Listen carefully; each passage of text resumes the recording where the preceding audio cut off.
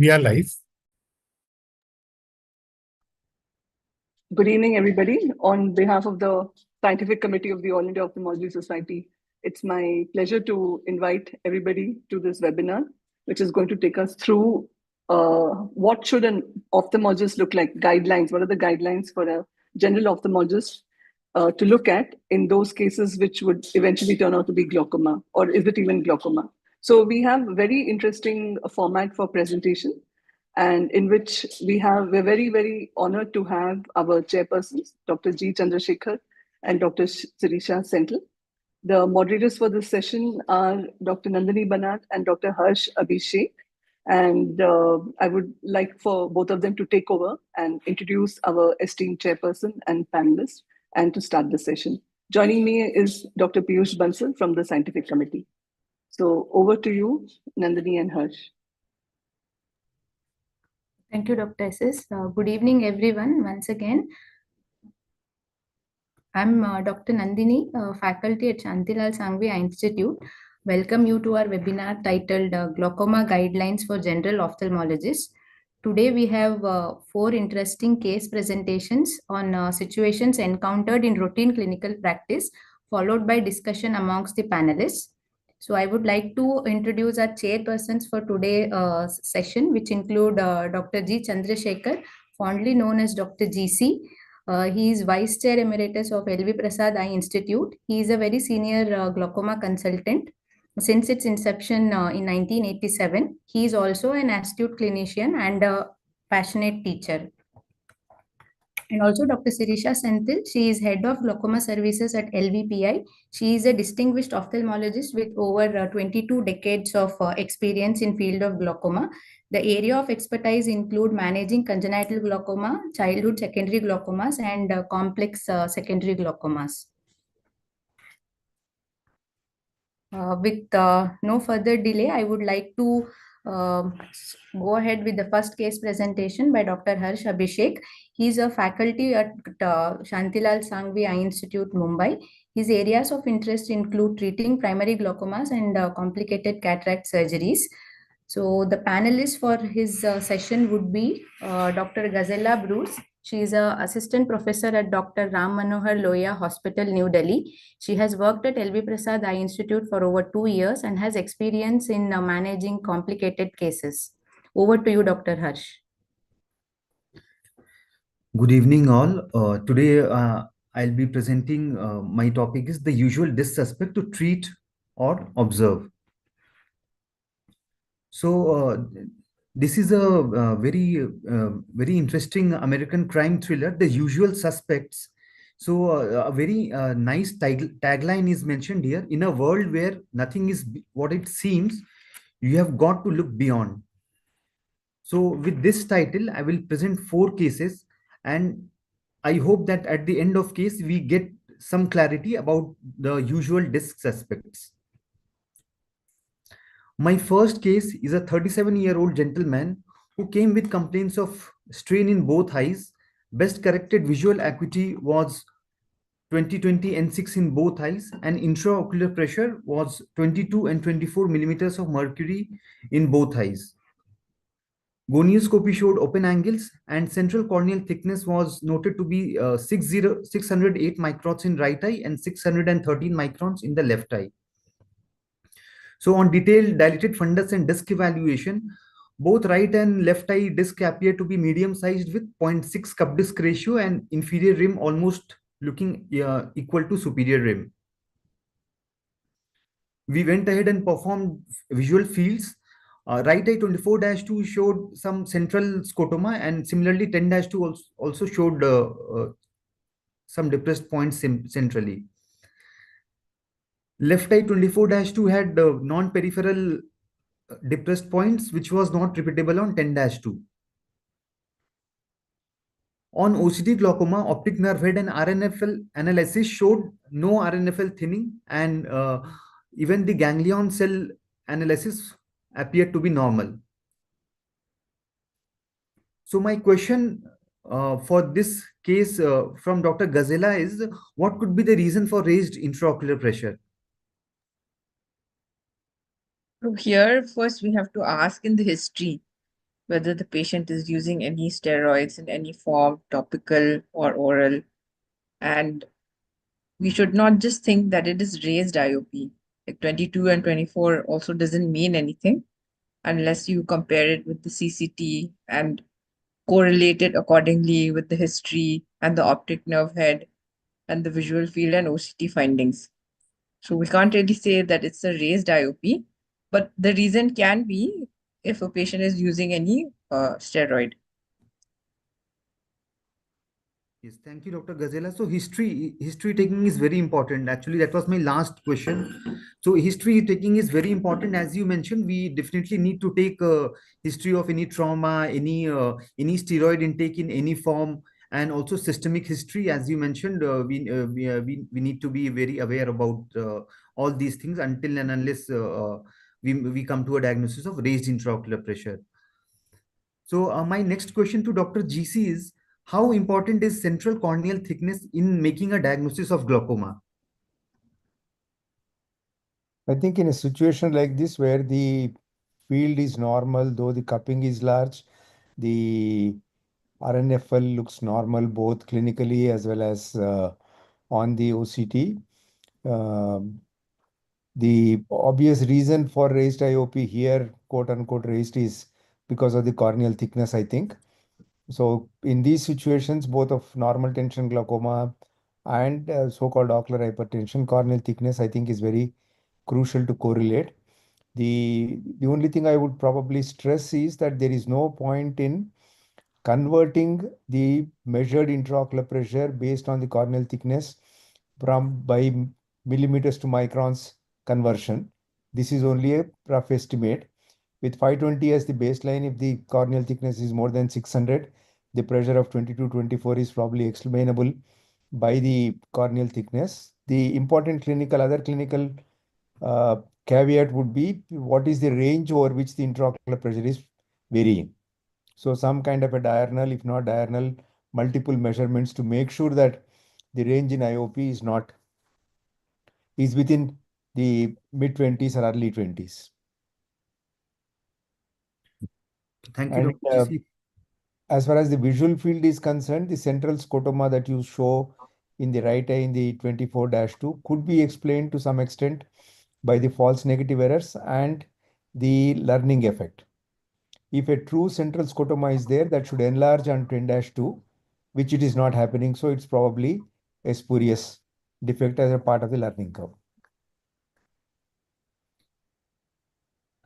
Dr. GC, in this case, the CCT is like close to 600 microns. So even 30 IOP in this, like, do we treat them or do we follow them up?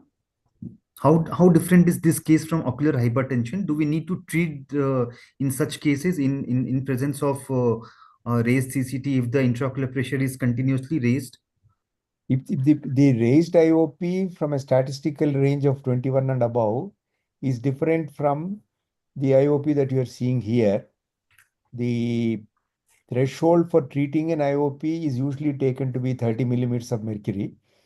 In this situation, based on the diurnal and the age group, I probably would not consider treating. But in the elderly age groups, with the increased intraocular pressure that might be there, whether it is explainable by CCT or not, to prevent venous occlusions and other risks, we probably will err on the side of treating rather than not treating. We don't go by the intraocular pressure alone. We need to look at the complete clinical picture, the family history, any subtle changes in the optic nerve that may be there, how likely you're able to follow up the patient and things like that. So those were the other things that need to be factored in. In the situation that you're presenting, I would probably follow up, not treat. Okay. Okay. So follow-up is very important in these kind of cases. So I'll move on to my next case, where a 28-year-old gentleman came with complaints of itching in both eye, and I had a history of blunt trauma more than 10 years before in the right eye. Best corrected visual acuity was 20/20 in N6 in both eyes, and intraocular pressure was 16 millimeters of mercury in both eyes. Both eye had open angles on gonioscopy, and CCT was 513 microns. Right eye also had a simple myopia of refractive error correction was minus 1.50 diopters. Detailed dilated disc evaluation showed right eye to be medium sized with zero 0.8 cup disc ratio and concentric thin rim. Left eye was approximately 0.4 cup disc ratio, and also the inferior and superior rim were appearing almost equal. Right eye 24-2 showed non-specific depressed points which were not repeatable on 10-2. Similarly, left eye fields also did not show any gross abnormalities. We went ahead and performed OCT. Optic nerve head and RNFL analysis showed significant RNFL thinning both in superior and inferior quadrant in the right eye. In ganglion cell analysis, again in the right eye, ganglion cell thinning was noted, which was more in the inferotemporal quadrant. Harsh, just for the sake of the general ophthalmologist, can you use your cursor and tell us, just quickly repeat whatever you said, because I didn't understand the RNFL layer, what you mentioned just now. Yeah, sure. Is my cursor visible? Seen, Dr. Harsh. Yeah. So this is the optic nerve head and RNFL analysis map. So here we can see both above and below the optic disc, RNFL thinning is there. So similarly, in the quadrant maps, in the superior and inferior quadrant, we can see the red areas, which signify there is RNFL thinning in those areas. So that is for the right eye, but not the left eye. Not in the left eye. Left eye also some thinning is there, but it is slightly. I feel it's going in the papillomacular bundle, so I'm not commenting about it. Left eye is more or less looking normal to me. Okay. And again, in the ganglion cell analysis, we can see the inferior part, some thinning is there with the red area showing more thinning in the inferotemporal quadrant. So what was the signal strength Signal strength was 8/10 for both? for both the scans. So Harsh, if you're going this way, I would like to go back to the disc photographs. Nahin, बाद में Can you go back to the disc photographs?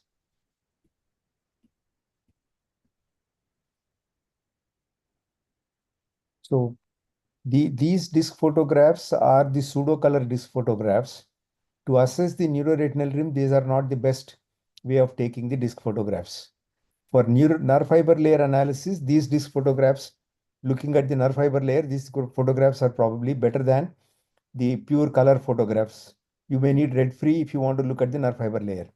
If you look at the nerve fiber layer now in these two photographs, the left eye is completely normal. In the right eye, if you see between 11:30 and 12 o'clock position, there seems to be some nerve fiber layer dropout in the right eye.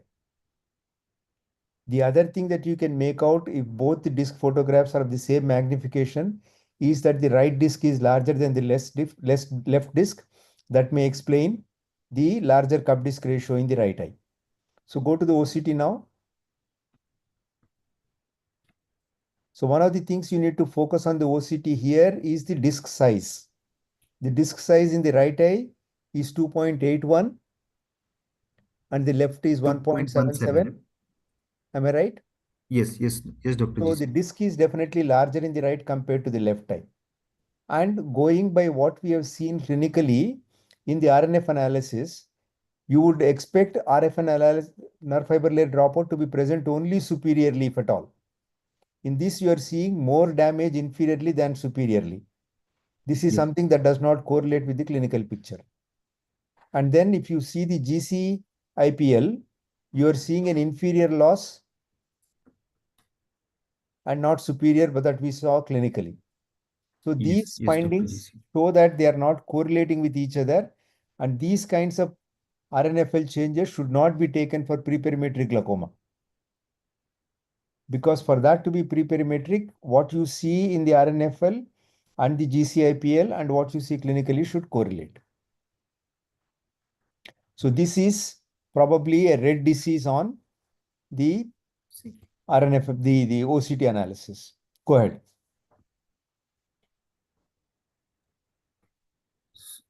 So I think you have answered most of the questions what I was about to ask. I will, however, still I will ask that in such cases, asymmetric disc size, how often should we follow up? I think the usual annual follow-up should be enough. If the other parameters are Okay. normal, like what you have mentioned, just an annual follow-up should be enough. Okay. Okay. Okay. So in other words, Dr. GC, despite this photograph showing almost a 0.8 cup in the right eye, this is again from a general ophthalmologist viewpoint. So to me, that looked very alarmingly 0.8 and the other one looked 0.4 or normal. So, but this is not glaucoma, not glaucomatous damage. So the nuance in assessing the disc is probably that these photographs are not true color, and assessing the disc cup disc ratio on the neuroretinal rim is not, this is not the best way to take the photographs. These photographs are very good for looking at the RNFL. The RNFL does show some change in the superior aspect in the right eye, which is not in the vulnerable glaucoma vulnerable area also. So because of those things, I probably would not worry about the disc in this situation, and the asymmetric cupping being explained by the asymmetric disc size. Harsh, do you have follow-up of this patient, or what did you do for this patient? Yeah, so we are following up this patient. We have seen this patient first time last month only, and so actually follow up. I had called after 6 months. I think after Dr. GC's words, like annually we can call these patients and see once in a year is also fine. Not no need to call 6 monthly also. The history of trauma is one thing, that is a red flag. And as you follow up to see if the pressures are asymmetric between the right and left eye. Okay, okay, Dr. That is GC. the other thing that we need to pay attention to. And for So the the suspicion, general ophthalmologist, we have to stress that they have to look for angle recession on gonioscopy in such cases. So if there's angle recession, maybe we can follow up more closely. Yes, yes, Doctor. agreed, agreed. Since he said that there is no recession, I did not. Okay. So moving to my last case, a 22-year-old male came for a routine checkup with best corrected visual acuity to be 20/20 N6 in both eyes, and intraocular pressure was noted to be 15 millimeters of mercury on Goldman appellation tonometry. So this is the fundus examination. On detailed dilated disc evaluation, what we noted was it was a fairly large size disc in both eyes with zero point 0.6 to 0.7 cup disc ratio, and superior rim was noted to be thinned out in both the eyes. We went ahead and performed visual fields. So the right eye and left eye both showed on 30-2 depressed points in the inferior quadrant. It was not a typical inferior arcuate scotoma, but just there were points noted to be depressed in the inferior quadrant on 30-2, and it was not repeatable on 10-2. 10-2 was fairly normal. So we went ahead and we also performed again optic nerve head and RNFL analysis in this patient. And what we noticed was, again, as I am showing with my cursor, RNFL thinning was noted in both the eyes. In both the superior quadrants, we can note down that RNFL was thinned out. And however, the ganglion cell analysis was normal.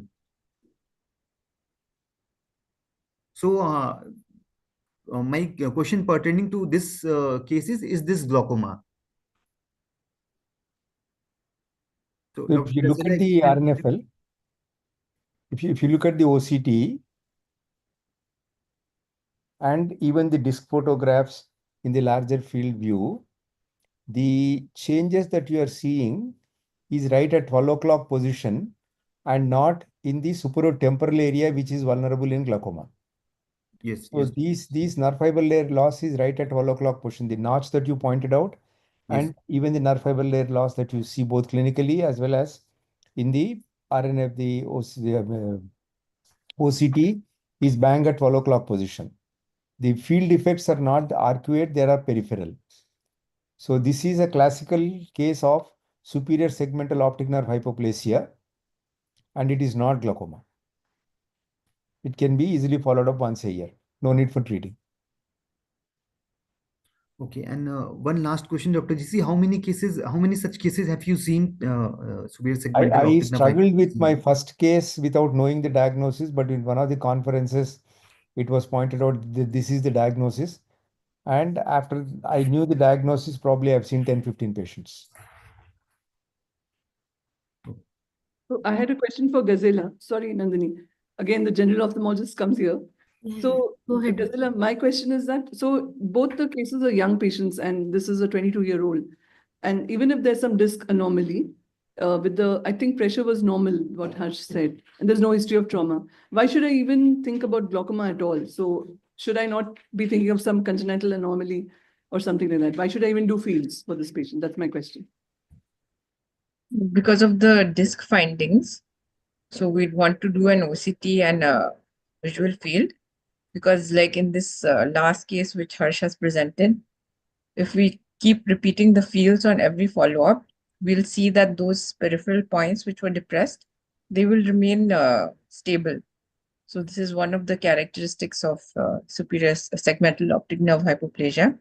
So that's why we need to do an visual field in this case, and OCT as well, because in SSOH, the RNFL thinning will usually be supranasally or superiorly, like Dr. GC has already said. And also the GCC will show a thinning inferotemporally as compared to glaucoma, which will be opposite. So that's why we have to do OCT and visual field in these cases. Thank you. Can I just add a point? Yeah. Yeah, sure, Yes. Dr. Siddhisha. Yeah. So typically, whenever we talk about glaucoma, we always talk about disc field correlation, isn't it? So there is an RNFL defect.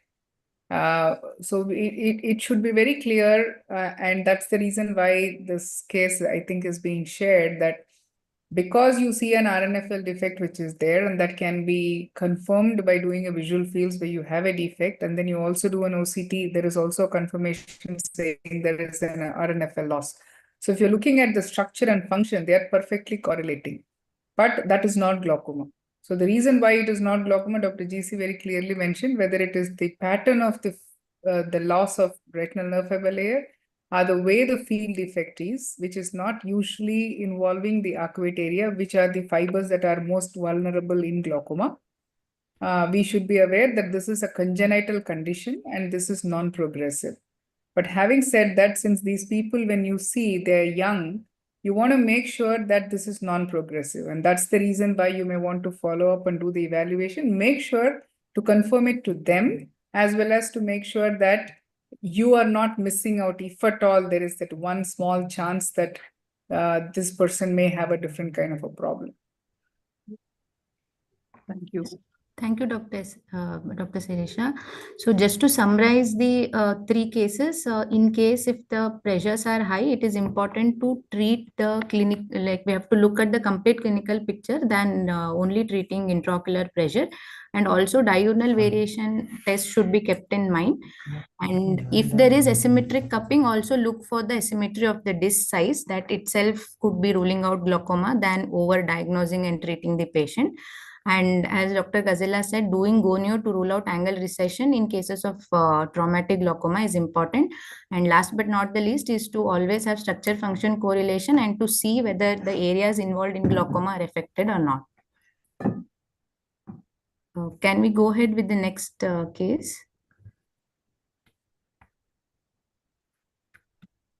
Please introduce. So I would like Dr. Nandini to go ahead with the next presentation. Dr. Siddharth Dikshit and Dr. Paraj Dave are going to be the panelists for next subset of the cases. Dr. Siddharth Dikshit, a consultant ophthalmologist at VST Center of Glaucoma Care, LV Prasad Eye Institute, has main areas of interest including angle closure glaucoma, minimally invasive glaucoma surgery, and secondary glaucoma. His young, enthusiastic nature and infectious smile brings a smile for the patients and students both. Dr. Paraj Dave is our second panelist, who is the managing director of Dave Eye Clinic, Vadodara. Having completed his glaucoma fellowship at LV Prasad Eye Institute, Dr. Dave is an avid researcher and peer reviewer in several journals. So, Dr. Nandini, please go ahead with your presentation. Before we just start, Dr. Nandini, I Yes. would just like to welcome Dr. Namrata Sharma, the chairman of the scientific committee. Dr. Namrata Sharma has been instrumental in helping me put together these webinars, which are going to be a series of webinars coming up, which are directed towards the general ophthalmologist and which will cover all diseases. So I'm really delighted that we could start the first one with glaucoma. Dr. Namrata Sharma, if you have anything to say to add to what I've I'd mentioned. like to congratulate. I think I really like the format and the way it is being done, and everything is threadbare, and the message which comes at the end of after all the discussions. So I think it's a perfect format, and thank you, Somshila. And I would like to thank all the speakers, Dr. GC sir. It was a pleasure again listening to you after so many years, and Sirisha and all the other speakers and the panelists who are giving their time and are contributing to this. Thank you so much. Please carry on, Somshila. Yeah, thank you, Dr. Sharma. Nandini, we have to also keep track of time. Yeah, sure. Thank you. Yeah. Yeah. So the first case is of a 65-year-old male patient who presented to us with blurred vision in the left eye since 6 months. His systemic history revealed that he was already a diagnosed case of ischemic heart disease and had undergone coronary angiography in the past, and he was also a known hypertension on treatment. His BCVA in the right eye was 20/20 and in the left eye it was 20/30. The IOP in the right eye was 22 millimeters of mercury and in the left eye it was 24. Angles were open on gonioscopy. The CCT was around 535 microns in both the eyes. There was nuclear cataract in the left eye more compared to the right eye. So the fundus photo of the right eye showed a large disc with an inferior near notch and a resolving disc hemorrhage here in the right eye and corresponding an NFL defect inferiorly. So the left eye also showed a large size disc with an inferior excavation with an NFL thinning inferiorly. So the HVF of the right eye showed superior arcuate scotoma, which was repeatable on 10-2, and it was also seen in the left eye. However, the defect was more pronounced in the right eye compared to the left eye. This is the OCT, ONH, and GCC, which also show corresponding inferior thinning, which is seen here. So I would like to ask Dr. Siddharth Dikshit, like, how do you approach this case and what are the anti-glaucoma medications you would consider in this patient?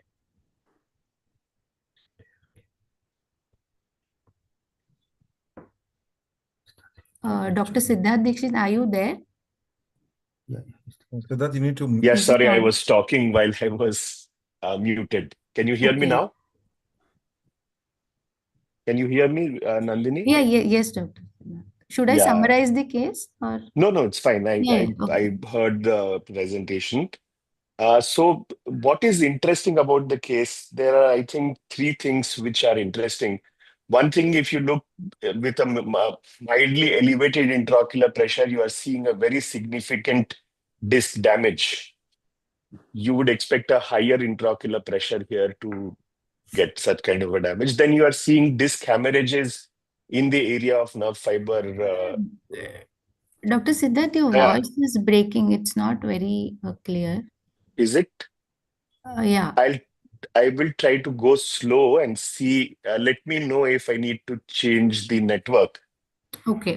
Right. So you are seeing a disc hemorrhage also right at this Resolving presentation. disc hemorrhage inferiorly in the right eye. Right. So presence of disc hemorrhage makes it interesting. And if you look at the visual field defects, they are very dense centrally. You would the defect is going on. The defect is going on to the 10-2 also, and the presence of central defect, it probably points out towards a vascular etiology that you typically see in what is called the normal tension glaucoma. So here, one thing is to get the intraocular pressure down. The choice of the agent would be a prostaglandin analog. And I would choose something like travoprost or latanoprost. And I would probably go and investigate this for a vascular etiology also. When I say vascular etiology, the most common things that we see in our patients are sleep apnea, homocystinemia, and we also typically look for serum vitamin B12, do a carotid Doppler, though that would be much more significant when we are talking about unilateral glaucoma, and complete the investigations here and then start medications. Okay, Dr. Siddharth, but is there a role of DVT in this patient? Because as you mentioned, the IOP is being not so high, but with a significant disc damage. So would we do that? Is it I suggested? think it would be ideal to do a DVT, but practically speaking, when I see a pressure which is higher, 22, 24, it tells me that the target intraocular pressure for me in this situation would be somewhere mid-teens. So if I go into mid-teens and I don't see any progression, I, in my practice, don't do a DVT. Okay, noted, Dr. Siddharth. Dr. Paraj, if you plan for a cataract surgery or an intraocular surgery, what would be, is there any change in the medications would you like to use? Because there's a notion that prostaglandin analogs need not be used if you're planning a surgery. So would you consider that, or? So we as a routine do not stop the prostaglandin No, medication. do you start in this case, like this patient needs anti-glaucoma medication. So would you not start prostaglandin analogs, or it No, doesn't? I would definitely start a prostaglandin analog, and unless there are other factors that would be increasing the inflammation post-surgery, I would not stop the prostaglandin medication, because modern-day cataract surgeries are, you hardly get any significant inflammation even in the immediate post-op period. So unless there are other factors contributing to the inflammation, I would not stop the prostaglandin. This has been the standard of care that we follow here at our institute. At our place here. Okay, noted, Dr. Paraj. I'll just go to the next case. It's a 68-year-old male patient who came with complaints of itching and pricking sensation in both the eyes. He was already a diagnosed case of POAG and was on timolol and brimonidine eye drops in both eyes since 2 years. BCVA was 20/20 and N6. The IOP in GAT was in the right eye was 20 and in the left eye was 18. Open angles on gonioscopy and thinner CCT of 486 microns. He was pseudophakic in both the eyes. So this is the external picture which shows there is skin excoriation and periocular dermatitis. The ocular examination showed that there is a punctal spouting and punctal edema, and there was also forniceal congestion followed by it also showed that there is shortening of the fornices, most commonly seen in the inferior fornices, and there was also loss of plica and medial canthal fibrosis. So this is the right eye fundus photo, which showed a medium-sized disc with a superior notch and an NFLD, and an inferior excavation with an NFLD, which was seen also on the red-free photo. In the left eye, there was a bipolar notch. The inferior defect NFLD was more pronounced than the superior NFL defect. So the right eye HVF showed superior arcuate defect, and the left eye showed a biarcuate defect. That superior defect was reproducible on the 10-2. So how do we manage this patient, Dr. Paraj? So from what it seems, it looks like the patient is allergic to the medication that the patient is on. Most likely, it looks like a brimonidine allergy. So the first thing that we need to do is probably stop the brimonidine, and then assess how the patient responds and replace it with some other medication, like probably say a brinzolamide instead of a brimonidine.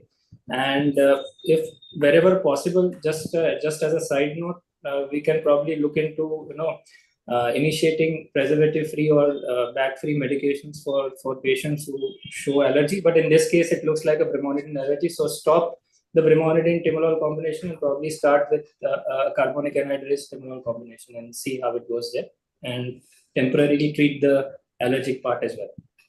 Okay, so do you prescribe preservative-free medications regularly, Dr. Siddharth?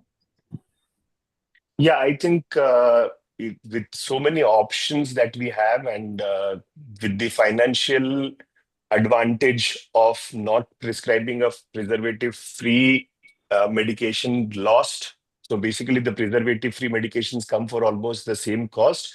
I typically try to start preservative-free medications as far as possible. Okay. Just a last quick question I would like to ask. Is it only the brimonidine which is known to cause, or any, like most of the AGMs are known to cause, maybe in the lesser frequency? So should we keep an eye on other AGMs also causing the similar type of toxicity? Yeah. So over time, I have realized I also used to think that brimonidine only can cause this. So it will become very obvious once you start seeing patients with this kind of contact dermatitis that any drug can cause it, though brimonidine is the most common agent responsible. Okay, thank you, Dr. Siddharth. So the last case is of a 32-year-old female patient who came for a routine checkup. So her uncorrected visual acuity was 20/20 and N6. The IOP by GAT in the right eye was 28, and in the left eye it was 30 millimeters of mercury. Open angles on gonioscopy. The CCT was 535 microns. The anterior segment showed trace PSC changes. There was a history of use of steroid eye drops in both eyes on and off for the last 3 or 4 months. Patient also gave history of having 2 months of amenorrhea. So this is her disc photos of the right eye and the left eye. Essentially, the rims were intact and there was no obvious NFL defect. The HVF also was normal in both the eyes.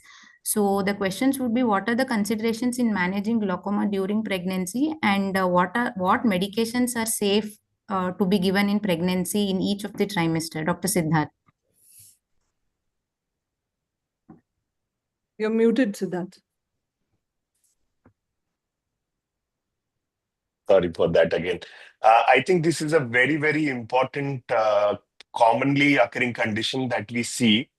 And typically what I do is I typically write the entire plan for these patients right at the first visit, so that it very often happens that they either travel or due to some other reasons they cannot come back for a checkup again during their pregnancy and during the immediate postpartum period.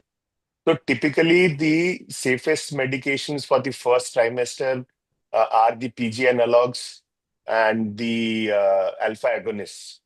You can also use topical carbonic anhydrase inhibitor in the second trimester and beta blocker also in the second trimester. And it will be great, Nandini, if you can pull up that diagram from the article that you had written, if you have that, or you can share it with the group later on in the chat. I think everybody will benefit with the diagram there. And in the immediate period after the delivery, when you have the mother is lactating, you try to shift to anticholinergics and oral carbonic anhydrase inhibitors. Avoid alpha agonists because it can make it can get secreted in the breast milk, and then with the child, it is contraindicated there and can cross the blood-brain barrier and cause CNS depression. I hope that was not very confusing. Can I add something? Yeah, please. So in this particular patient, like you said, was on topical steroids. So though the disc looks quite normal, so maybe just stopping the steroids would probably help in reducing the pressure, because since there is no damage, you have some time to figure out whether the patient actually requires medications or not. So I think stopping the steroid should be the first step. And one more thing that I would like to differ from what Dr. Siddharth said is, in the first trimester, I would likely avoid prostaglandin, although the dose is very low as compared to what is required for inducing abortions, etc. But for safety's sake, I'll probably avoid a prostaglandin in the first trimester of pregnancy. Parag, I had a question so this, the reason why Siddharth may have mentioned a longer plan is because we are not sure that the patient will follow up. So if you don't have the patient available to you for follow-up, and although you have emphasized that don't use the eye drops, they're bad for you, but you know how patients can sometimes disregard our advice. So then what do you do? I think that was the question, that the patient is pregnant and has high pressure, but luckily no disc damage. and has a reason for the high pressure, which is using steroids, though we don't know why she was using them in her eye. So, ma'am, with that logic, the patient may not even use the drops that we prescribe to her for lowering the intraocular pressure. So, I think SLT is a very valid option in pregnancy-associated high pressures. So, I think that can be an option, especially if you think the patient is unlikely to follow up and you want the protection effect to last for that some amount of time, which you think is critical. Without the complication or the side effects of the various medications, which we actually don't know whether they are actually safe during pregnancy or not. So SLT would probably be a good option for such patients. So Nandini, which are the drugs that are safe? So if I see a patient and I don't have access to a glaucoma specialist, and similar situation, patient may or may not come back and pressure is 30, I don't want to leave her alone to go into disc damage and so on. So which are the drugs can I start safely for this patient? The FDA doesn't approve any of the drug which is considered safe in pregnancy. So we have to weigh the risk and benefit and then treat. Like as in this case, maybe stopping steroids is also the first thing which we would consider. As Dr. Siddharth mentioned, in the first trimester, it is alpha agonists because that is the safest, which is among the AGMs available, that is the safest. Then all other drugs come in category B and C. So we need to see, like there is no one drug which we can give as safe in pregnancy. If I'm wrong, I think anybody Nandini, we just, Somshila wants a guideline for general ophthalmologist. So, just be specific that we can give alpha to agonist in first and second trimester. Okay. Just like simplify. Can I elaborate on that? Yeah, just simplify. Yeah, first trimester, brimonidine is the general ophthalmologist don't understand. Just simplify the things. Yeah. So first trimester, brimonidine is the best option. In the second trimester, if you have to add, you can add a beta blocker, but fetal heart rate and growth monitoring have to be done. A prostaglandin analog may be given in the second trimester if at all required. And if you want to give a carbonic anhydrase inhibitor, then again fetal growth retardation monitoring needs to be done. Third trimester pregnancy, avoid prostaglandins. Beta blockers and carbonic anhydrase inhibitors can probably be used. And in the late part of the third trimester, you want to consider discontinuing brimonidine because you don't want to give it immediately postpartum when the lactation starts. And in the postpartum period, again, you can give topical carbonic anhydrase inhibitors as the drug of choice, and prostaglandins may also be a reasonable option. And SLT can be considered in all trimesters. Okay. So are you doing SLT, Parag? And have you? I not in this particular situation, I haven't done, but we do SLT in some cases. But again, SLT would also require a certain amount of follow-up because you cannot just do the SLT and tell the patient to not turn up. So because typically there is an increase in the intraocular pressure which happens immediately post the procedure, followed by a stabilization and reduction in the pressures. So again, follow-up is definitely required even for SLT. Faraj, I'll just add one thing. What Siddharth was saying, in lots of patients, juvenile in first trimester, though theoretically speaking, prostaglandin should be avoided. Sometimes we don't have much choice but to continue prostaglandin. Yes. So it is not that we cannot give, we should try to avoid, but sometimes we don't have choice. So in that case, rather than adding anything else, I think prostaglandin would be a better drug to continue. And punctal occlusion should not be missed out. So Yes. to emphasize the fact that punctal occlusion is definitely needed and has to be done. So that is, I think, the most important. But it is true that at least in cities and in very aware patients, and considering that the patients who are getting pregnant now are definitely the kind of patients who do a lot of, let's say, ChatGPT, Google search, and so on. So they are very aware and they see that every drug says it's not to be used, not safe for use, or not actually it says not recommended for use because it has not been tested. Even that problem remains. So we know that there is an off-label usage, which we use many drugs off-label. So this is more for the general ophthalmologist, and they often, even in meetings, ask us that it is not to be used. So it is not to be used. The company has put that because they have never tested it in that population, and they've not tested it because the approval agencies require a lot more. If you want to go into an FDA trial for pediatric population, then you have to do a lot more than in an adult. And that's the reason why they put it. But with discussing with the patients and family, whichever drug that you select, you should have a discussion with the patient especially. And as Paraj mentioned the punctal occlusion for any drug that we're using in pregnant women. The reason why I'm sort of getting into this discussion is because from the general ophthalmologist viewpoint, we want simple guidelines, and after which we'll escalate, obviously, the patient to the specialist. So as Rajul, read my mind and said that what are the guidelines, like 1, 2, 3, at least we should know what to start the patient on. Actually, Somshila, guideline point of view, we have very nice glaucoma guideline which is available pre-download on the Glaucoma Society of India website. I think we should circulate that Covers, as well we as a cover follow-up most to of the this. things which we are discussing. Excellent, yeah. But we like to have it from the horse's mouth, isn't it, Yes, Raju? that is right. We love to listen This to is for general ophthalmists who are listening. They Yeah. can download the guideline and they can read. Everything is there. Excellent, yeah. Thank you for that. Thank you everyone for the inputs. Now I like to invite Dr. Vishwendra to present his case. He works as a consultant at LV Prasad Eye Institute, Hyderabad presently. Over to you, Dr. Vishwendra. And the panelist for his session would be Dr. Rajul Parikh. He is a director and consultant at Shriji Eye Institute and Palak's Glaucoma Care Center at Mumbai. He holds positions of importance in several ophthalmic associations. His area of expertise include advanced glaucoma surgeries. And the second panelist would be Dr. Sirisha Senthil. Thank you, Dr. Nandini. Are my slides visible and am I audible? Yeah, both. Okay, thank you.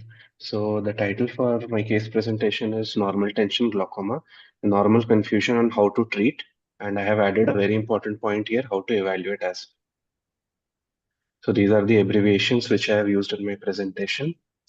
So this is a 80-year-old male who was a retired professional from Kukatpalli, Hyderabad, and he presented to our OPD with complaints of blurring of vision in both eyes since past 4 to 6 months. On clinical examination, the best corrected visual acuity in both eyes was 20/50. The intraocular pressure was 15 millimeters of mercury. The anterior chamber was normal in depth, and he had a cataract of NO3, NC3, P2 in both the eyes. Gonioscopy showed open angles. Coming to the fundus examination, as you can see here in the right fundus photograph, this is a large size disc, and the cup disc ratio is about 0.8. You can see that there is an inferior notch and superior early excavation. In the left eye fundus photo, you can again see a large size disc. The cup disc ratio is about 0.7. And if you see closely, in the inferior, near the inferior neuroretinal rim, you can see a disc hemorrhage. So we did a field test for this patient, and you can see here that the right eye showed a superior arcuate defect, which was repeatable on 10-2 and was correlating with the disc findings, that is the inferior notch. The left eye field, as you can see on the screen, did not show any glaucomatous field defect. There were few generalized depress points. So we started this patient on both eyes travoprost eye drops, HS dosage, as we were thinking that it could be possibly a case of normal tension glaucoma, and we advised normal tension glaucoma workup for this patient. So normal tension glaucoma workup at our institute, we usually plan for day DVT. We also advise patient complete homogram to check the serum homocysteine levels, the vitamin B12 and folate levels, RBS, serum lipid profile, and also ECG, 2D echo, and carotid Doppler. And also we advise the patient to undergo polysomnography along with other investigations. So once this patient came for a second follow-up visit, this is the time when he gives a significant past history. He tells that this field test which we did last visit was also done in the year 2022. He was also advised anti-glaucoma medications which he used but discontinued after using it for a year. So we got hold of the previous reports, and you can see here again in the year 2022, the right eye showed an incomplete superior arcuate defect, which was repeatable on 10-2. Here, if you see that the VFI was 65% in the year 22. If you compare with the recent field which was done, and again, 1 month back, if you can see here, it was done in February 2025 somewhere else, the VFI has reduced to 49%, and there is also a progression of the field effect.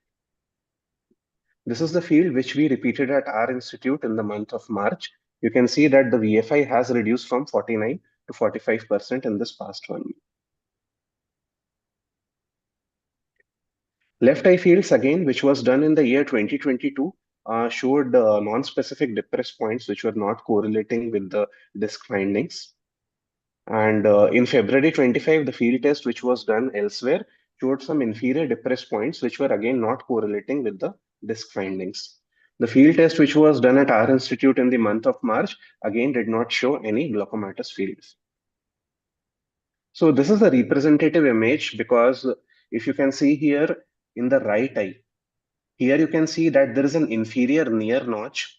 And if you see the OCT of this patient, you can see an RNFL defect here as well, which is correlating with the clinical findings. And on the right top corner, if you see, it is correlating with the field defect as well. There are depressed points in the central and in the arcuate area, which are repeatable on 10-2 as well. Left eye disc, if you see clearly, there is a presence of disc hemorrhage superiorly. Now, what is important in this patient, if you make a note here in the RNFL deviation map on the OCT in the right eye, you can see some amount of thinning in the superior quadrant, which is just adjacent to the presence of disc hemorrhage. Now, this area is very important because if we look at this area and do follow-up OCTs or field test in this patient, this is the area which might show progression of thinning and development of a field defect.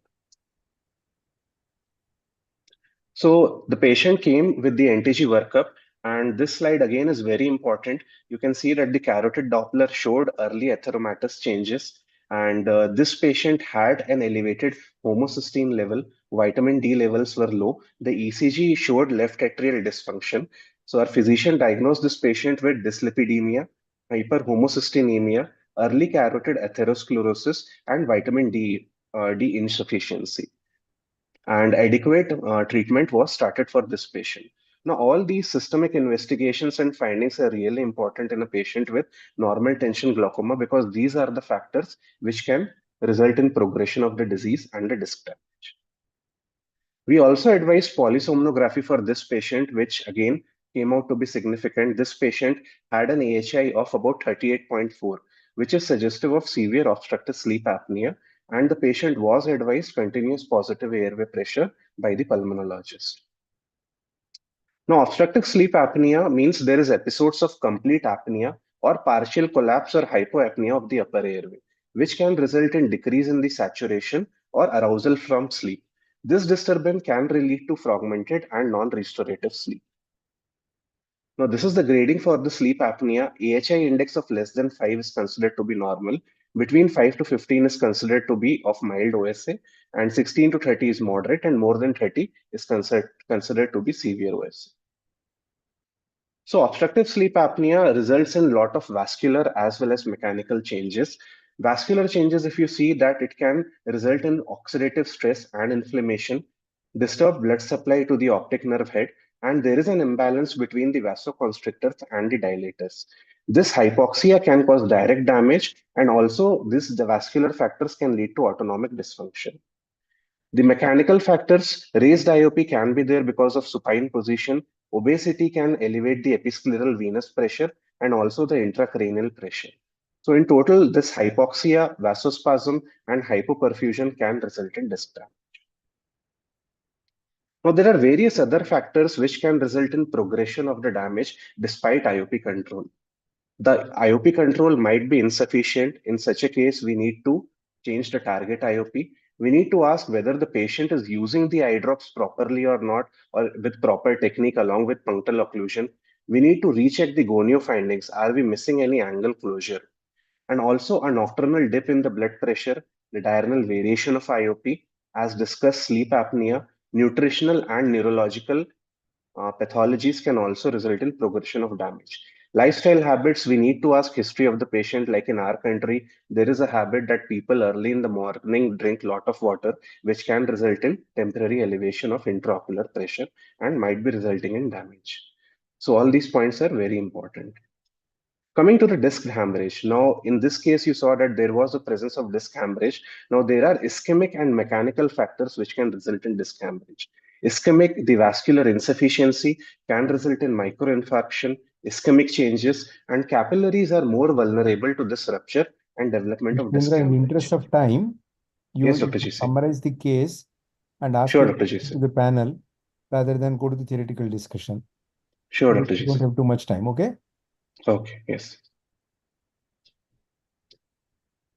So the take clinic message from this presentation is that we have to look beyond the intraocular pressure. Systemic evaluation, workup, and treatment of these systemic factors is very important. Association with obstructive sleep apnea, we need to rule out.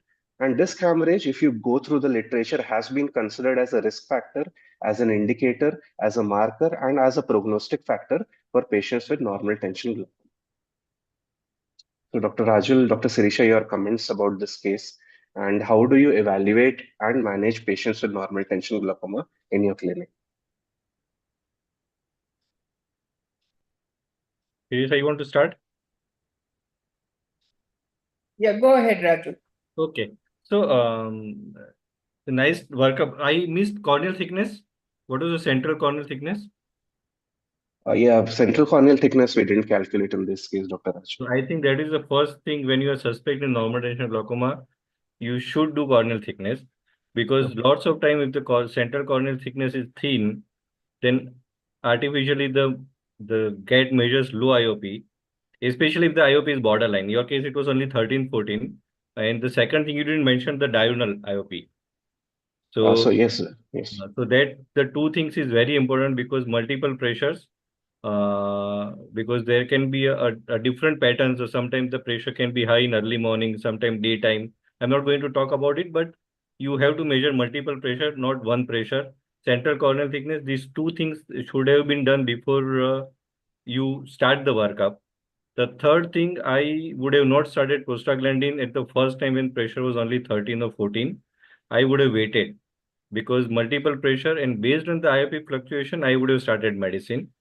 Even after showing the old reports and somebody started treatment, because lots of time patients are treated unnecessarily. You showed it was a progression. Again, we are not sure it can be progression, and we are not talking about it. But these are the things you should do it before a general ophthalmologist. You must do it. Multiple pressures, central corneal thickness before you start the treatment. In this patient, the workup, you have covered everything, but we should have written that MRI only as a last, not in the routine NTG workup. So the normal tension glaucoma MRI should not be the routine workup. Once we rule out everything, or if you have a real doubt that the pallor is out of proportion or specific reasons, but the field looks more of a neurological, then MRI. Otherwise, MRI should be not as the first line of the investigation, later on. The sleep apnea is very important. And what in our practice we do that whenever we have doubt, either the patient progressing with the normal pressure, or when we are suspecting NTG, you have a very simple stop bank questionnaire. And the stop bank questionnaire sensitivity is very high, more than 94%, 95%. So if the stop bank is positive, more than 3 score, then you are very more or less sure that the patient has obstructive sleep apnea, though we require to do the sleep study, but you are very sure. So this is one thing to general ophthalmologist, that in some of the tier 2, 3 city, they may not have very easy access to the sleep study laboratory. They can just do the stop bank, and they can easily diagnose the patient having obstructive sleep apnea and then refer the patient to the sleep expert. We don't have much to chase physician for the treatment. This is how I would have treated. Otherwise, you have done a very thorough job. And homocysteine was borderline, of course. Then we physician would decide, but we can start the treatment homo check for that. Okay, Dr. Rajul. Dr. Sirisha, your comments. Yeah, I think most of the things were covered. So a couple of things that we would see whenever somebody comes with pressures which are so low. I agree with Raju that more than one IOP reading definitely has to be taken. CCT should be taken into consideration, and angle closure should definitely be ruled out. So look at any condition where fluctuations in intraocular pressure are likely to happen. For example, even pseudoexfoliation for that matter. Sometimes you see pressures are normal, but then when you don't treat them and then call them back, let's say a week later, you will be surprised to see that the pressures are elevated, or even on the same day, once you dilate and post-dilatation, the intraocular pressure can shoot up. And then when you go back and re-examine, you'll realize that there is pseudoexfoliation, which could be very subtle in these eyes. That apart, I think NTG workup, whatever pro forma that you showed, we have to be sure that we don't use do all the investigations for everybody. If you can just go and show that one slide alone, we have to Yes, be, Dr. Suresh. as physicians, I think we need to be prudent that you don't go and ask for all investigations for everybody. We have to be, very careful in selecting. So let's say a complete hemogram and getting their blood workup done is not difficult. And I think that routinely most of the people would have done. So whenever you tell them get this done, they would say, just a couple of months ago, we had all these investigations done, we will bring it. Or maybe they must have not done a B12 or homocysteine. So blood workup is not very difficult, but ECG echo, again, you have to ask for a history of cardiac problem, only then do it, otherwise you wouldn't do it. Carotid Doppler, you typically won't do it for everybody. You will do it if you are suspecting that there is some kind of an ocular ischemia as well. An MRI brain, I agree with Rajul that you wouldn't ask for it unless the vision, the visual field, and the presentation don't match. There is some kind of a discrepancy in what you see, and you know that this is not glaucomatous, but it is showing some kind of damage. Maybe there's just more cupping, but then you don't have other features which are similar to typical of glaucoma. So in situations like that, or visual acuity is not corresponding to your, because in glaucoma, visual acuity is typically all right. Okay, but in a neurological case, you may have a drop in visual acuity or a decrease in visual acuity in the recent past and things like that. So one has to use their judgment before asking for these investigations. Otherwise, most of the things you have covered. Don't be in a hurry to treat. At the same time, you have to be following them up very closely. I wouldn't say come back after 4 months or 6 months. I would be very careful. Maybe I would call them in the next week itself. I want to know if I'm missing something, and I would want to reevaluate the patient. And there are some patients for whom repeated, like when they come back for follow-up, there are some patients for whom you will be able to pick up some signs. Even trauma and things like that, you wouldn't want to miss. So gonioscopy is very important, and I think the rest of it you have already covered. Yeah, I just add two things. In these kind of patient where there's so much of asymmetry in visual field, I think carotid Doppler would be beneficial because there may be a vascular pathology and insufficiency. And the second thing that because patient had the disc hemorrhage and the normal pressure, the diurnal was not done. If we planning the diurnal, I would also like to do 24 hours ambulatory blood pressure because then we can find out the deepers. These two things I think would be beneficial if we do in this kind of patient. Okay. Thank you, Dr. Raju. Thank you, Dr. Sirisha, for your comments. One small thing, if I may add, the glaucoma is known to worsen if in one eye, if the patient habitually sleeps on that side. So if we should look into the sleeping posture, if the patient has a habit of sleeping on the right side, which is the eye affected here, we should advise the patient to sleep straight or on the left side. Okay, Dr. Siddharth. Thank you, Dr. Raju. Thank you, Dr. Sirisha. Thank you, Dr. SD, for your comments. Thank you everyone for the inputs. Before going to the next case, when Dr. Praveen is getting, like commonly in clinics, we see that the patient is pseudophakic with IOP being 10 and 12 and there's disc damage. So is it like NTG or is it something like a burnt out glaucoma or One-time damage. How do we differentiate?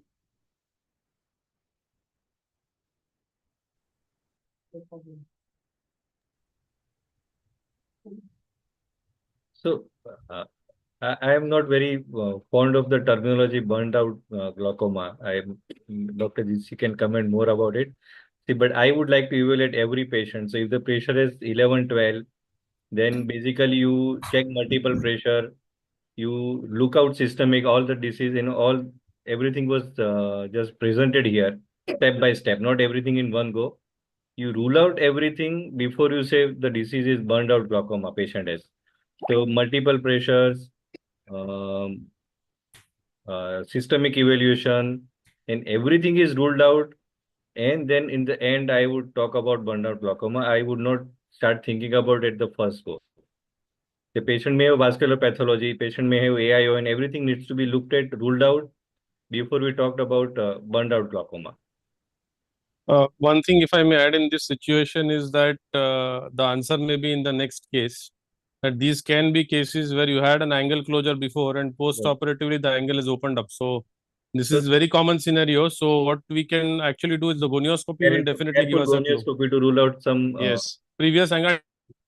Yes, some existent of. Secondly, if you can fish out a biometry of the patient, if it's not been operated with him, then it can help us. Yes. So similarly, past history in the cataract surgery context, you need to see whether the cataract surgery was uneventful or eventful. Was there a possibility of a intraocular pressure spike, which is not very common nowadays? We used to see more often earlier. Asking the history that on that day after surgery, was there very severe pain and things like that? So those are the things. And in the context of dramatic angle recession or black ball hyphema in the angle, past history of steroid use, history of hemodynamic crisis in the past with a major surgery, blood loss, anemia. So these are the things that probably will lead to a possibility that it was one-time damage. We do not presume that it was one-time damage and not follow up the patient or do complete evaluation. The fear with which the patient or we approach the disease probably would be different if there is a clear-cut indication that it is possibly a one-time damage. But what we actually do will probably not change. If I may add, in the current scenario, we also should look at whether a patient has undergone MIGS, at the gonioscopy, whether the patient has undergone something like goniotomy, which has reduced the pressure. Okay. So our final case presentation for the day is by Dr. Praveen Kumar. Dr. Praveen is a consultant ophthalmologist at the Center for Sight, Patna. Dr. Praveen, can you do your slides full screen mode and presenters mode? And the final session shall be moderated by two panelists, Dr. Sushma Tejwani, Head and Consultant Glaucoma Care Services, Narayana Netralaya, Bengaluru, and Dr. Sachin Dharwarkar, who is a practicing glaucoma specialist in Mumbai, currently Head and Director of Glaucoma Services at Samarth Eye Hospital and also associated with the PD Hinduja Institute.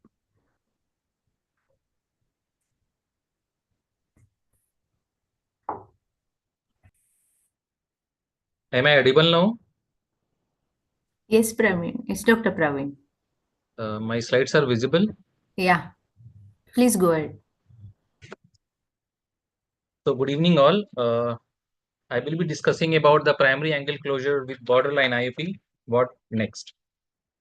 So skipping the initial part, I would like to discuss the classification of the primary angle closure. According to International Society of Geographical and Epidemiological Ophthalmology, the classification of the angle closure disease are primary angle closure suspect, which includes iridotabular positional contact for 180 degree or more with healthy optic nerve head, normal IOP, and normal visual field. Primary angle closure, which includes evidence of iridocorneal contact with goniosynechiae or peripheral synechiae, blotchy pigmentation, sphincterectrophy, or glaucoma flecken with normal optic nerve, normal or high IOP with normal perimetry. So I will be discussing this part, that is primary angle closure with borderline high IOP. And the third and last one is the primary angle closure disease, which will have extensive trabecular contact with optic nerve head changes, visual field defect, and high IOP. So there is always a risk of progression in primary angle closure disease. Out of 1 in 4 patients, nearly 1 in 4 patients of PACS will develop to primary angle closure, and subsequently in the next 5 years, and subsequently around 28.6% of primary angle closure will develop to primary angle closure glaucoma. So these risk of progression is higher in the bilateral disease especially. So broadly, the out of different mechanism of angle closure, relative pupillary block is most common etiology. Apart from that, there will be the plateau iris, and third one is the lens related mechanism, which includes the lens thickness and anterior posterior positioning of the crystalline lens. So there are Hello? Praveen, sorry for interrupting. I think in interest of time, can we go to the case so that we can ask the panelists for their opinion, like what doubts we have, or Yes, yes, yes. yeah, thank you.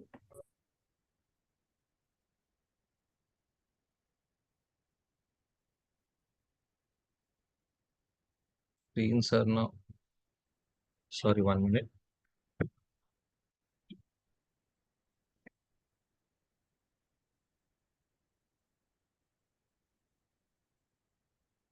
So coming to directly to the case, this case is a 52-year-old female came for the routine eye examination, and she was recently diagnosed with diabetes, and she was on oral hypoglycemic agent, hypoglycemic agent. There was no family history of glaucoma, and systemic examination, no abnormality detected.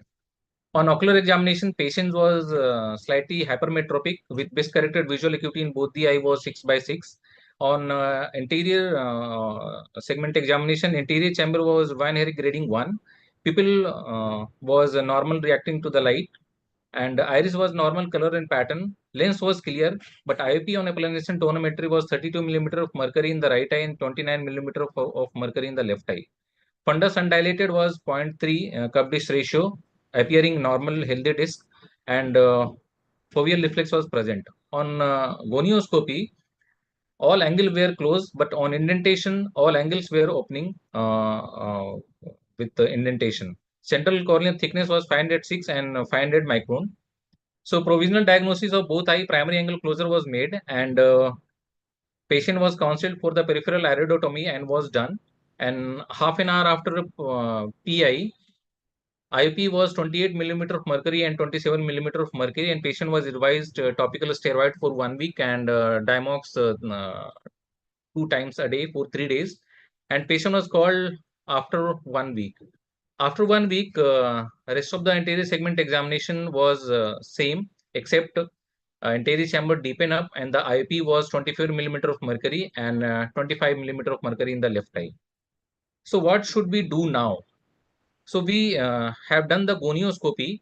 On gonioscopy, angles were open with inferior focal peripheral anterior synechiae. If I can interrupt, Praveen, instead of Yes. the answer yourself, of course, you already revealed the slide. It would have been good to take the panelist view at this point. Maybe you can go to your previous slide.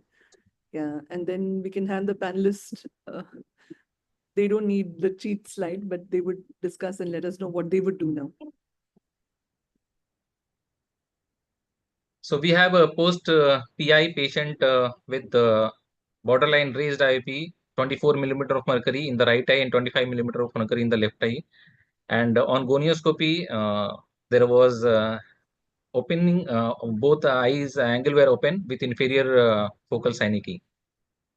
So I would like to ask Dr. Sushma ma'am and Sachin sir to comment on this. Yeah, so if I may start first, in the interest of time, this in the case, always remember that. Am I audible? Yeah. Yeah. Yeah. So always remember that before you embark on any kind of treatment, make sure that your diagnosis is supported by testing. So if you have your perimetry, if you have your OCT, you have to show it here, because we are presuming now, because the cup disc ratio is 0.3, that it is a case of primary angle closure and not a PACG. So do you have the evidence to that effect? See, always when you embark on a treatment for anybody or general ophthalmologist, you have to have evidence and you have to have a written diagnosis. The problem in angle closure disease most often is that it's not written whether it's a PACS or a PAC or a PACG, because treatment guidelines according to clinical trials are very well defined for this. So we have to be very sure. So I would basically have my OCT and my perimetry with me before I embark or even discuss about a PI. The treatment obviously is correct, as you rightly said. You do a peripheral laser iridotomy. The second thing, what you pointed out very importantly, is that post PI also it's important to do a gonioscopy. So what people presume is once you do a PI, the angle will open, which may be one of the biggest fallacies. Angles behave very differently because the anatomy is very, very different in each individual eye. So always remember to do a gonioscopy post PI. And as in your case, if the angle has opened up nicely, then you can manage it somewhat on similar lines like an open angle in terms of pharmacotherapy. But if it does not open post PI, then I think I'll leave that discussion to Dr. Sushma. Sushma, madam, you can take over. Yeah, so as you rightly pointed out, that if it is open angle after PI, irrespective of what are the pressures, then you have to treat it as POAG, because it's not always that when you do PI, the pressures would come back to normal, because patient may be having more severe disease, as we are not yet sure about what is there in OCT or and visual fields, or a closer dilated disc evaluation, because this must be undilated disc findings that you're saying 0.3 and 0.4, but we have to do a dilated disc evaluation also to look at. Now, coming to the second part, if the second reason may be that the angles have not opened enough on PI. So what are the other conditions? You've already mentioned in one of the slides that plateau iris syndrome is one of the possibilities that can be there where the angle has not opened. And second important thing is the lens-induced mechanisms. So if it is a plateau iris, which you can, when you do gonioscopy even post PI, you will see that typical convex configuration of the iris, we call it as that S sign. So if that is there, then we have to treat on those lines. So plateau iris syndrome is another thing that has to be managed, whether you do peripheral iridoplasty for that, or a simpler thing like starting pilocarpine on those patients sometimes may help. But again, all this management would depend on what are the disc and field changes. So that is always to be considered. So if the angle has not opened enough, certain times the peripheral iridoplasty is useful if the pressures are so much that can cause the disc damage. And if the peripheral iridoplasty is something that you do not do, starting on simple pilocarpine may help reduce pressure in these patients. Second thing that you have to look at is whether there are lens mechanisms. So what is the lens vault? What is the lens thickness? Even if you don't have an AIOSSC to look at the lens vault, you can actually look at the lens thickness in your A-scan machine also, that whether the lens is thicker than normal. So that will tell you whether it is the lens mechanism that is causing more of the angle closure than the pupillary block itself. So that would not be released alone by the peripheral iridotomy. So that opens up a different ball game altogether. Now, how to deal with the lens? Well, that depends on whether your lens is clear or whether it is cataractus. If it is cataractus, you go for early cataract surgery. And if it is clear, we really don't get into the cataract extraction unless it is really necessary, particularly if there is very high lens vault or if there are lax zonules, where unless we remove the lens, patient may keep getting into acute attacks. There are certain situations where you can come across patients where even if you do PI and the zonules are lax, the lens may be displaced forward. So those are the only situations where I would think of having that clear lens extraction kind of a thing. But otherwise, if it is cataract, then we can go for the early cataract surgery in those patients where you have a high lens vault or a very thick lens causing the angle closure. Yeah, so in this also, there are 2-3 important things. When you're embarking on a cataract surgery, these eyes, the anatomy is slightly challenging. Maybe the pupils also won't dilate much. So when you're doing it, you have to be clear to the patient that this is a challenging situation and counsel the patient very properly. Most of the times, especially when in these very, very narrow eyes, when the lenses are clear, you have to be very, very careful in counseling these patients if you are contemplating a lens extraction. Secondly, one more thing I would add is I would go all out to eliminate the iridotrabecular contact in these patients. As Dr. Sushma has rightly pointed out, iridoplasty, pilocarpine, or even a combination of both. So I will be completely, because that's the natural history of the disease. So if you want to eliminate the natural history and the natural progression, you have to eliminate the ITC. And that has been seen, even if you, in fact, that was the learnings I got from the cases which had a very, very tight iridotrabecular contact we ended up doing a cataract and a glaucoma surgery combined later to realize that even if the bleb failed, once the cataract surgery was done, the pressures came down beautifully. So what that tells you is that the iridotrabecular contact has to be eliminated. Whether you need a iridoplasty or a pilocarpine or both will be dictated by the individual anatomy and the patient preferences. That is something that you should know. Having said that, always remember before doing starting on pilocarpine, have if permitted, do a dilated examination. Have a retinal colleague see the peripheral retina for any breaks, treat if there are any predisposing lesions, and then only start the pilocarpine so that you are medico-legally safe and the patient's retina is also safe. But pilocarpine works beautifully. One of the most useful drugs in angle closure disease, often underused. and having a very, very favorable side effect. Nowadays, we don't worry about small pupils in cataract surgery anymore. After the BX and all the rings have come, it becomes very safe. So we don't worry on that front. So that's my 2 cents on that. Thank you. I think most of the case scenario has been discussed. I have one question. If we are using pilocarpine, so what should be the dose? Either 2 times a day or 3 times a day? So unless contraindicated, most of the times pilocarpine would not be used standalone unless timolol is contraindicated. So if the patient is having, say, like the case scenario you just discussed, the ideal drug to get the patient at target pressures would not be a single pilocarpine, but maybe a timolol and pilocarpine combination twice a day would be the ideal, and that would get the pressures down reasonably well. What about the other panelists and chair? Sushma, what is your drug of choice? Do you agree, disagree about pilocarpine?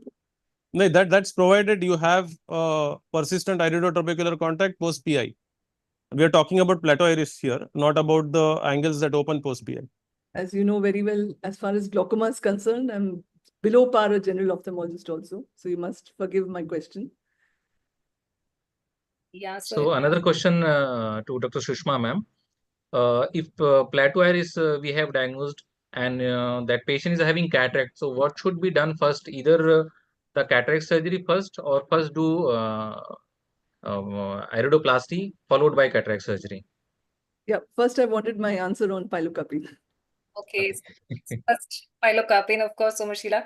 So pilocarpine is used only in specific situations nowadays, even in angle closure glaucoma. If post PI the iris is convex and you want to pull the iris to avoid the iridotrabecular contact, that is the only situation we use pilocarpine. And also in certain situation post MIGS we use pilocarpine. Okay, not as a regular medicine for angle closure glaucoma.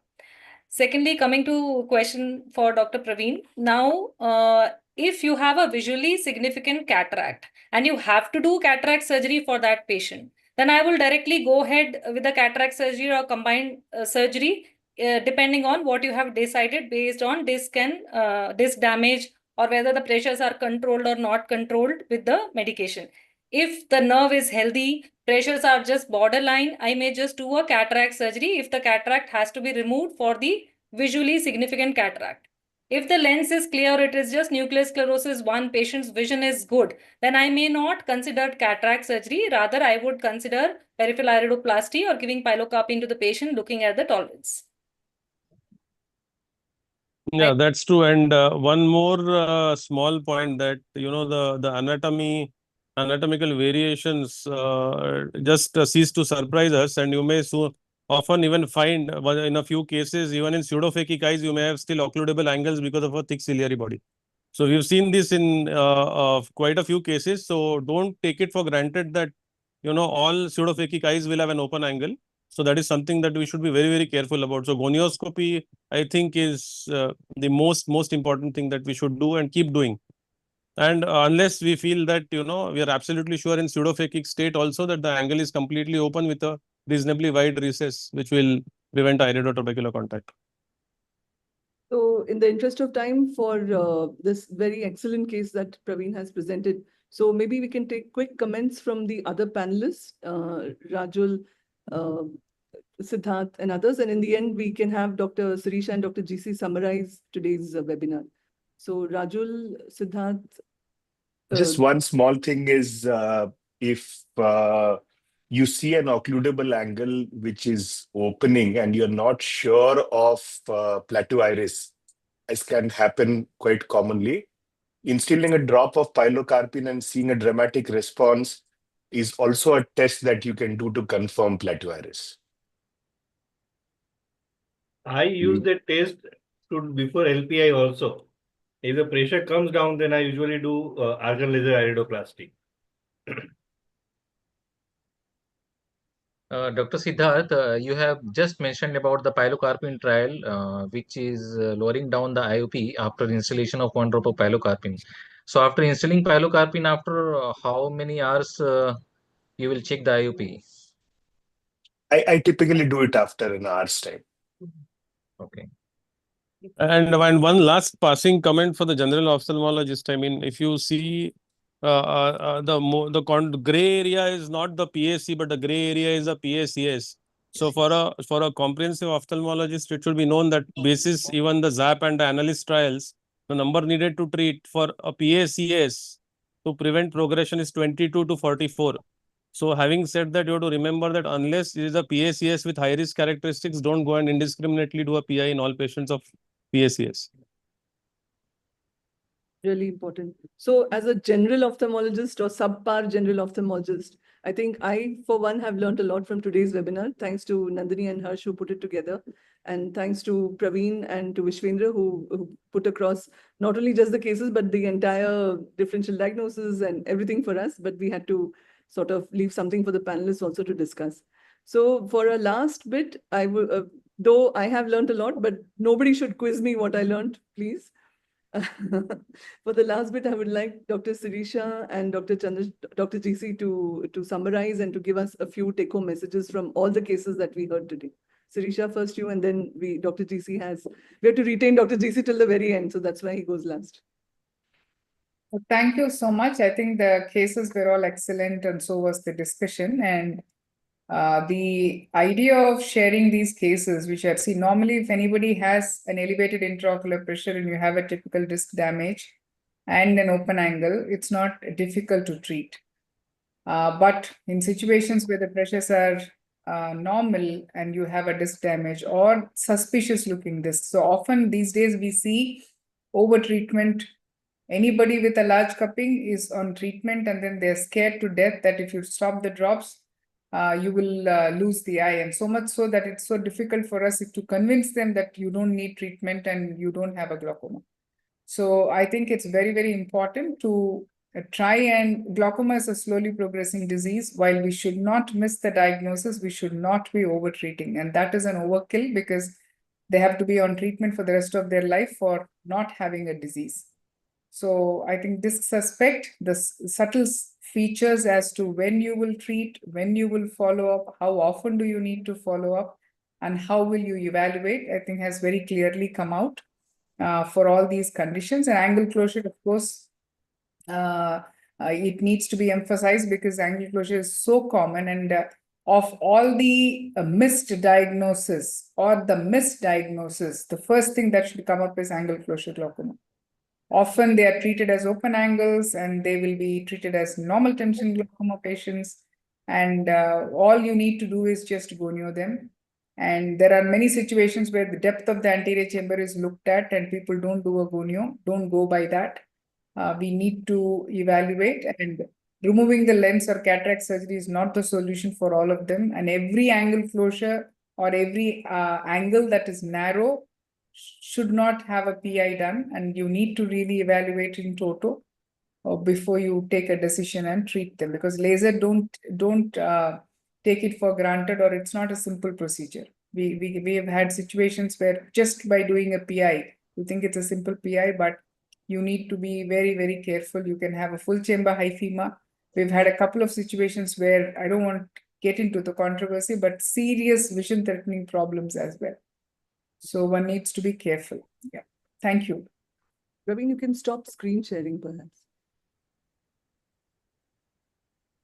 So Dr. GC, your tips, your learning points to us about this case as well as today's webinar. I think if I just focus on the overall global thing that we talked about, the cases emphasize the importance of clinical disc evaluation, without which you cannot depend upon, we cannot interpret your OCTs or your visual fields.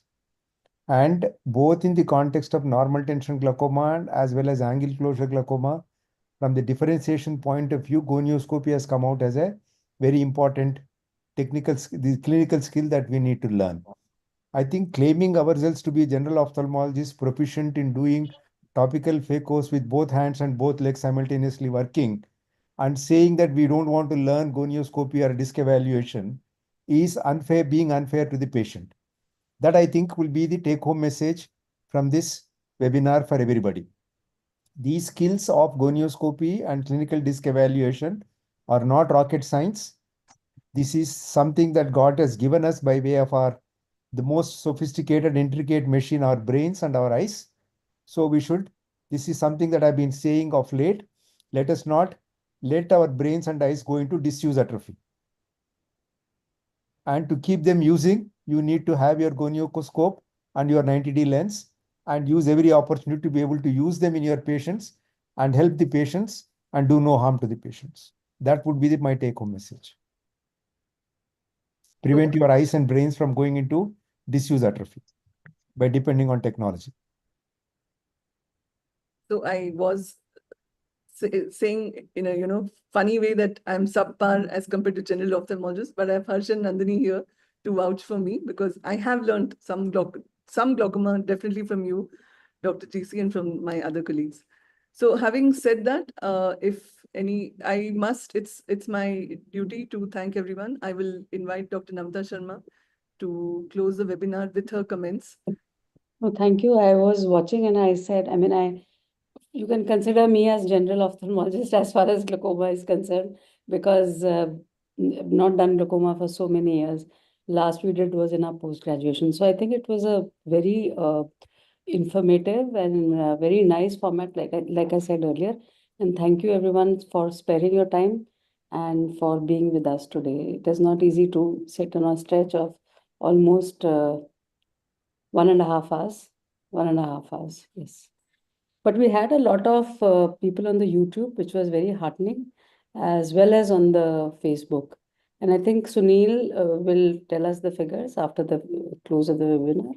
And we would like to thank Mr. Sunil for the Zoom support with us. And of course, Somshila, thank you so much for consolidating everything and getting everybody on board.